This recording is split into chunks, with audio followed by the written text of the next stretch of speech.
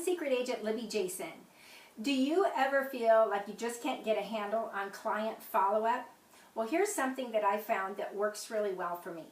I love technology and I love using my phone, but sometimes I find the old-fashioned way, paper and pen and a stapler, work just fine. So say for example, I have a client named Wilma Flintstone. I have Wilma's card. I don't want it to go the way of the sticky note. I don't want it to be in a pile. I need to do something with it. So the first thing that I do is I got an index card. I staple Wilma's information, her business card, onto the index card. And then I put down some notes about her.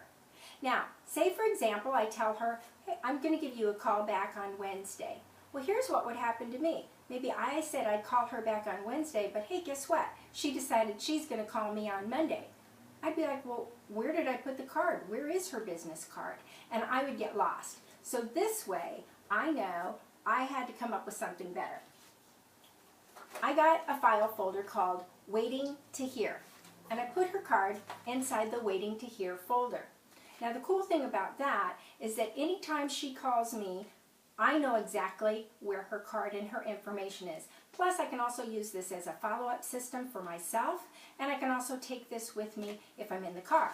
Now, say I've talked to her, we've completed business, everything's taken care of. Now I need to find a home for this. Where am I going to put it? I ended up getting a black box that I got from the office supply store, and you can also do a shoe box. That'll work well too. But the nice thing about this is I did A to Z tabs.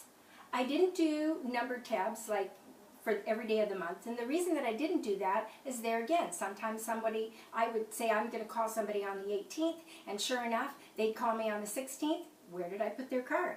Where is it going to be? So now I know when I'm looking for clients and I'm trying to follow up with them, their information is going to be in one of two places, either Waiting to Hear or it's going to be in the black box.